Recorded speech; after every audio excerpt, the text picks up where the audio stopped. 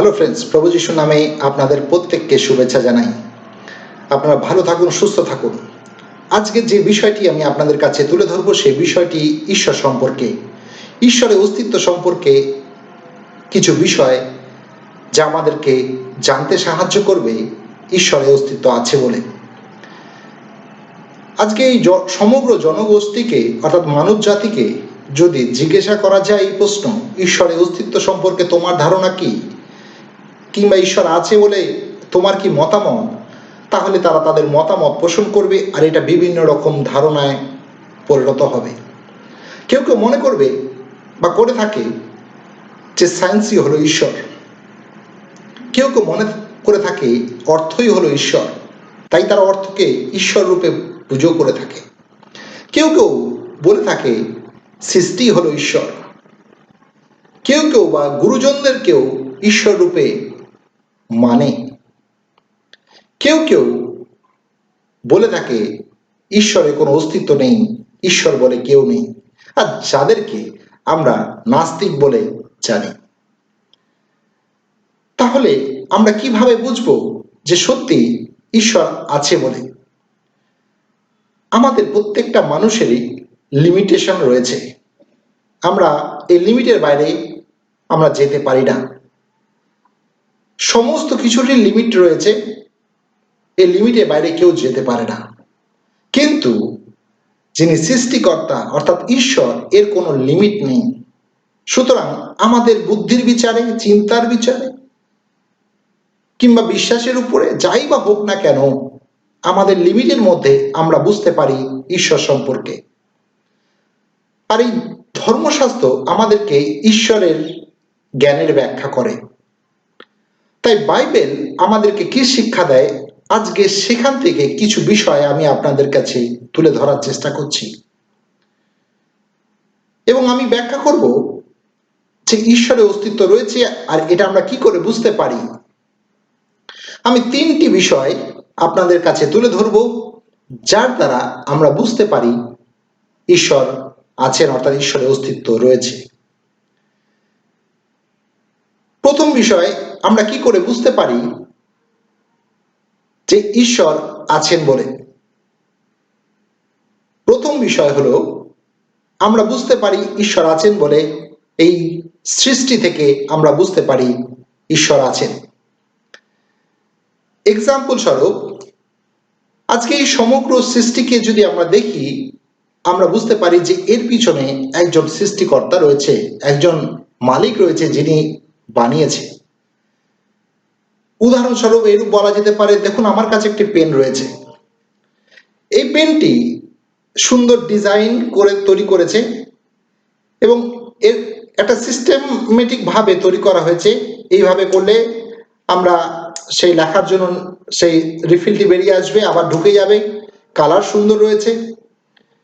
এই পেনটি যে তৈরি করেছে এর পিছনে একজন তৈরিকারক রয়েছে, তৈরিকার রয়েছে যিনি তৈরি করেছেন, এবং এই সৃষ্টির পিছনে অর্থাৎ এই তৈরির পিছনে একটা উদ্দেশ্য রয়েছে।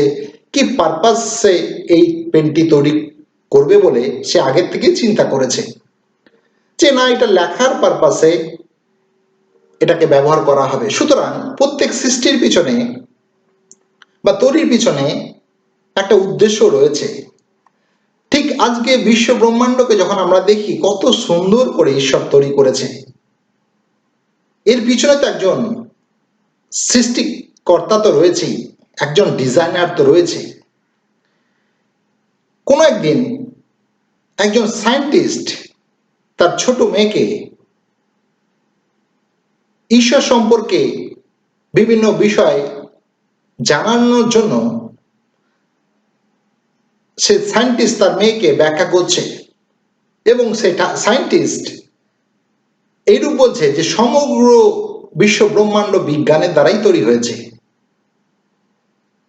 তো এই ছোট্ট মেয়েটি জানার আগ্রহ নিয়ে বাবাকে প্রশ্ন করছে যে বাবা, ফুল ফল গাছপালা নদী নালা এগুলো কে সৃষ্টি করেছে? বাবা তার উত্তরে বলছে সমগ্র কিছুই বিজ্ঞান তৈরি করেছে। এরপরে সেই মেয়েটি আবার প্রশ্ন করেছে, পশু পাখিগুলো কে তৈরি করেছে? বাবা বলছে বিজ্ঞান তৈরি করেছে। সূর্যকে কে তৈরি করেছে? না, বিজ্ঞান তৈরি করেছে। সমগ্র উত্তরেই সেই সায়েন্টিস্ট বাবা বলছে যে বিজ্ঞান তৈরি করেছে। সর্বশেষে সেই ছোট্ট মেয়েটি বাবাকে একটা প্রশ্ন করেছে, আর প্রশ্নটি এরূপ, বাবাকে প্রশ্ন করেছে, বাবা এই সমগ্র কিছু বিজ্ঞান তৈরি করেছে, তাহলে পাখির গায়ের যে ফেদার রয়েছে, যে পালক রয়েছে, কিংবা গাছের যে পাতা রয়েছে, এর যে সুন্দর সুন্দর কালার, এই কালারকে কে দিয়েছে? কেই বা পেইন্ট করেছে তার উপরে?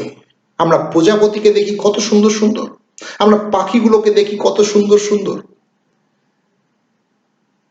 এগুলোকে কে কালার করেছে? বাবা তখন বলছে, এটা আমার জানা নেই। তাহলে দেখুন, সমস্ত কিছুরই একটা লিমিট রয়েছে, যার বাইরে আমরা যেতে পারি না। আর সত্যি তো, যদি এগুলো সায়েন্সই তৈরি করে থাকে, তাহলে কেই বা পেইন্ট করেছে, কেই বা ডিজাইন করেছে? আমার আপনার দেহের আকৃতি এরূপ হবে, চোখ এখানে থাকবে, কান এখানে থাকবে, মুখ এখানে থাকবে, প্রত্যেকটা আলাদা আলাদা ফাংশন হবে। যদি আমরা একটা গোলাকৃতি দেহ হতো, তাহলে আমাদের কিরূপ হতো? যদি আজকে কানটা যদি ভিতরের দিকে থাকতো, তাহলে হয়তো আমাদেরকে আজকে মাস্ক ব্যবহার করার জন্য খিলা ঠুকতে হতো। কিন্তু ঈশ্বর আমাদেরকে সুন্দর করে তৈরি করেছেন, একটা ডিজাইন দিয়েছেন, এর পিছনে একটা উদ্দেশ্যও রয়েছে, যেন আমরা ঈশ্বরকে জানি, ঈশ্বরে গৌরব করি, মহিমা করি। এই জন্য বাইবেল বলছে, গীত রচক, আমরা যদি গীত সংহিতা 19 অধ্যায় দেখি, সেখানে আমরা দেখতে পাবো, সেখানে লেখা রয়েছে, এই সমগ্র বিশ্ব ব্রহ্মাণ্ড তার গৌরব বর্ণনা করে এবং সমস্ত সৃষ্টি তার যে রচনা, অর্থাৎ ঈশ্বর যে রচনা করেছেন তার প্রশংসা করে থাকে। আর সত্যি, ঈশ্বরকে বিহীন আমরা চলতে পারি না। যদিও বা চলে কিছু সংখ্যক লোক, কিন্তু কোনো এক সময়, জীবনের কোনো এক সময় এমন পরিস্থিতি বা এমন সময় আসে যখন আমাদেরকে ভাবতে সাহায্য করে যে ঈশ্বরের অস্তিত্ব আছে বলে। তাহলে তিনটি বিষয় আমি আপনাদের কাছে তুলে ধরার চেষ্টা করছি। প্রথম বিষয়, যে সৃষ্টি থেকে আমরা বুঝতে পারি যে ঈশ্বরের অস্তিত্ব রয়েছে। আজকে এই সৃষ্টিকে দেখলে আমরা বুঝতে পারি যে কত সুন্দরভাবে ঈশ্বর তৈরি করেছে। আজকে যদি কেউ বলে সূর্যের অস্তিত্ব নেই, তাহলে তো কেউ বিশ্বাস করবে না, কারণ সকালবেলা হলেই আমরা সূর্যকে দেখতে পাই। আমরা অনেক সময় এইভাবেই ব্যাখ্যা করি যে ঈশ্বরকে তো দেখা যায় না, সুতরাং অজানা বা অদেখা বস্তুকে বা ব্যক্তিকে আমরা কি করে বিশ্বাস করব? ঈশ্বর হলেন আত্মা, আর তাকে তো দেখতে পাওয়া যায় না। উদাহরণস্বরূপ, এই বাতাস যখন আমাদের গায়ে লাগে, বাতাসকে তো আমরা দেখি না, কিন্তু বাতাস যখন আমাদের গায়ে লাগে আমরা অনুভব করি। একটা ফলে, একটা আপেলের মধ্যে ভিটামিন থাকে। আপনারা কতজন আছেন এই ভিটামিনকে দেখেছেন? কিন্তু আমাদের সকলের বিশ্বাস যে এই আপেলটি খেলে আমাদের শরীরে ভিটামিন প্রবেশ করছে। সেইরূপ আমরা বিশ্বাসের দ্বারা ঈশ্বরকে জানতে পারি। কিন্তু এই তিনটি বিষয় যেগুলো আমি তুলে ধরার চেষ্টা করছি, সে তিনটি বিষয়, অর্থাৎ প্রথম বিষয় হলো সৃষ্টি দ্বারা আমরা বুঝতে পারি ঈশ্বরের অস্তিত্বকে। এই তিনটি বিষয়ের দ্বারা আমরা বুঝতে পারি যে ঈশ্বর আছেন বলে। প্রথম বিষয় আমি বললাম যে সৃষ্টি দ্বারা, সৃষ্টিকে দেখে আমরা বুঝতে পারি এর পিছনে একজন সৃষ্টিকর্তা রয়েছেন, ডিজাইনার রয়েছেন, তিনি সুন্দরভাবে বানিয়েছেন। সূর্য পূর্ব দিকে উঠে পশ্চিম দিকে অস্ত যাবে, এটা সিস্টেমেটিক ভাবে বানিয়েছে। আমাকে আপনাকে সিস্টেমেটিক ভাবে বানিয়েছে। যদি আমরা নিজেদেরকে দেখি, আমরা বুঝতে পারি যে ঈশ্বর কত সুন্দর, কত সুন্দর ডিজাইনার, কত সুন্দর প্ল্যানার। দেখুন, আমাদের শরীরে প্রত্যেকটা অঙ্গ রয়েছে, প্রত্যেকটার সঙ্গে কানেক্টেড রয়েছে। আর মাথায় কি রয়েছে? একটা ব্রেন রয়েছে। আর এই ব্রেন সমস্ত শরীরটাকে পরিচালনা করে, অর্থাৎ লিড করে। যদি এই ব্রেন নষ্ট হয়ে যায় তাহলে আমরা তাকে ম্যাড বলি, বা আমরা তাকে ডিসব্যালেন্স হয়ে যায় তাহলে তাকে তার শোনার ক্ষমতা, বোঝার ক্ষমতা হারিয়ে ফেলে, ডিসব্যালেন্স হয়ে যায়, তখন তারা আমরা পাগল রূপে তাদেরকে পরিচয় দিয়ে থাকি। ঠিক সেরকম ভাবেই আজকে এই সৃষ্টিকে তো কেউ অবহেলা করতে পারবে না কিংবা অস্বীকার করতে পারবে না। যদি সৃষ্টি রয়েছে এর পিছনে একজন সৃষ্টিকর্তাও রয়েছে। তাই এই সৃষ্টিকে দেখে আমরা ঈশ্বরের অস্তিত্বকে বিশ্বাস করতে পারি বা জানতে পারি, বুঝতে পারি। দ্বিতীয় বিষয়, ধর্মশাস্ত্র পড়ে আমরা বুঝতে পারি ঈশ্বরের অস্তিত্ব রয়েছে। পৃথিবীর কোনো বই ঈশ্বর সম্পর্কে ব্যাখ্যা না দিলেও ধর্মশাস্ত্র ঈশ্বর সম্পর্কে ব্যাখ্যা দিয়ে থাকে। আর বাইবেল আমাদেরকে পরিষ্কার ঈশ্বরের অস্তিত্ব বা ঈশ্বরের সৃষ্টি সম্পর্কে ব্যাখ্যা দিয়েছেন। যদি বাইবেলের প্রথম পদ অর্থাৎ আদি শুরুতেই আপনি দেখেন, সেখানে ঈশ্বর নিয়ে লেখা হয়েছে। সেখানে লেখা রয়েছে, আদি পুস্তক 1 অধ্যায় 1 পদে লেখা রয়েছে, আদিতে ঈশ্বর আকাশমণ্ডল পৃথিবী নির্মাণ করলেন। অর্থাৎ আদিতে ঈশ্বর, ওখানে লেখা রয়েছে ঈশ্বর আকাশমণ্ডল এবং পৃথিবী নির্মাণ করলেন। এবং সমগ্র সৃষ্টির বিবরণ সেখানে লেখা রয়েছে। যদি আদি পুস্তকের 1 অধ্যায় সমস্ত বিষয়টা যদি আপনি পড়েন, 1 অধ্যায় 2 অধ্যায় 3 অধ্যায় পরপর যদি আপনি পড়ে যান, সেখানে আপনি দেখতে পারবেন যে ঈশ্বর কিভাবে সমস্ত কিছু সৃষ্টি করেছেন, মানুষ কিভাবে সৃষ্টি করেছেন, সমস্ত কিছু সৃষ্টির বিবরণ সম্পর্কে আমরা সেখানে জ্ঞান লাভ করতে পারি। সুতরাং ধর্মশাস্ত্র এটা শুধু সাধারণ একটা বই নয়, কিন্তু যেখানে লেখা রয়েছে ঈশ্বরের অস্তিত্ব সম্পর্কে। আর এই ধর্মশাস্ত্র আমাদেরকে তুলে ধরে ঈশ্বরের অস্তিত্ব সম্পর্কে। তৃতীয় বিষয়, আমরা কিভাবে বুঝতে পারি ঈশ্বর আছেন বলে। তৃতীয় বিষয় হলো, আমরা আমাদের বিবেকের দ্বারাও অনেক সময় বুঝতে পারি যে ঈশ্বর আছেন, ঈশ্বরের অস্তিত্ব রয়েছে। এরকম একটি লেখা আমি আপনাদের কাছে পড়ে শোনাতে চাই। একটা লেখা এইভাবে বলছে যে প্রত্যেকটা জীব অর্থাৎ প্রত্যেকটা মানুষ, প্রত্যেকটা জনগোষ্ঠী যখন জন্মগ্রহণ করে তার মধ্যে বিশ্বাস সুপ্ত অবস্থায় থাকে। তাই যখন কোনো ব্যক্তি, কোনো একটা শিশু আস্তে আস্তে বড় হয়, এই অদৃশ্য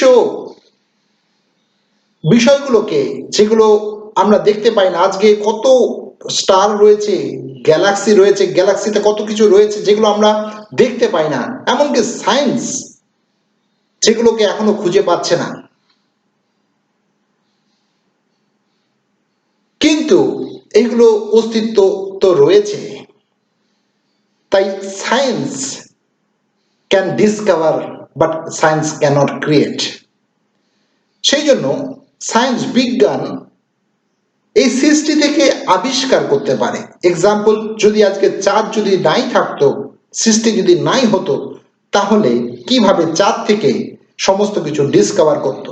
যদি সূর্য নাই থাকতো, মঙ্গল গ্রহ যদি নাই থাকতো, তাহলে কিভাবে এখান থেকে আবিষ্কার করতো? তাহলে এটা অলরেডি এক্সিস্ট। এর পিছনে একজন সৃষ্টিকর্তা রয়েছে, এর পিছনে একজন রয়েছে যিনি বানিয়েছেন এগুলোকে।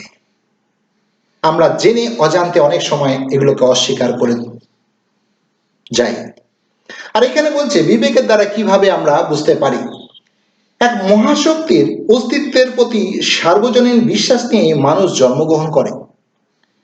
জগতে এই পর্যন্ত এমন কোনো জনগোষ্ঠী আবিষ্কৃত হয়নি যাদের মধ্যে এই বিশ্বাসের অভাব আছে।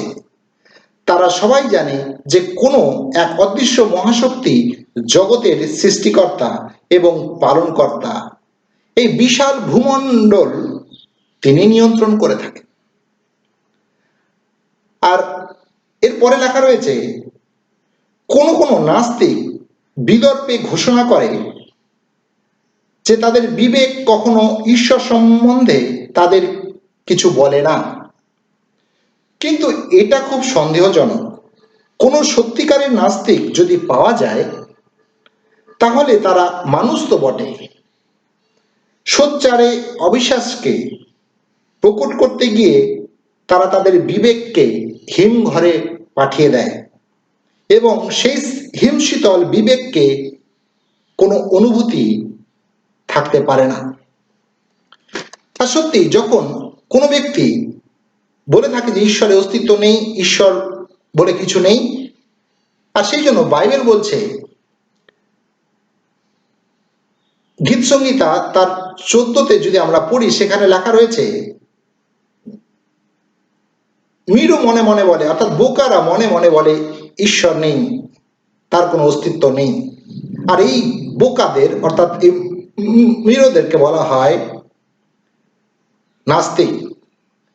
তাদের বিবেককে, তাদের এই বিশ্বাসকে তারা হিমঘরে পাঠিয়ে দেয়, অর্থাৎ তারা এই বিশ্বাসকে মেরে ফেলে নিজেদের মধ্যেই, আর যার ফলে সেই অনুভূতি হয় না যে ঈশ্বর আছে বলে।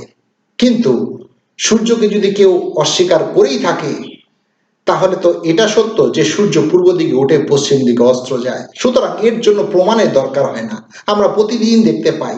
সেইরূপ ভাবে সৃষ্টিকে যখন আমরা দেখি, এর জন্য প্রমাণ করার দরকার নেই যে ঈশ্বর আছে কি নেই, আমরা পরিষ্কার বলতে পারি যে ঈশ্বর আছেন, ঈশ্বরের অস্তিত্ব আছে।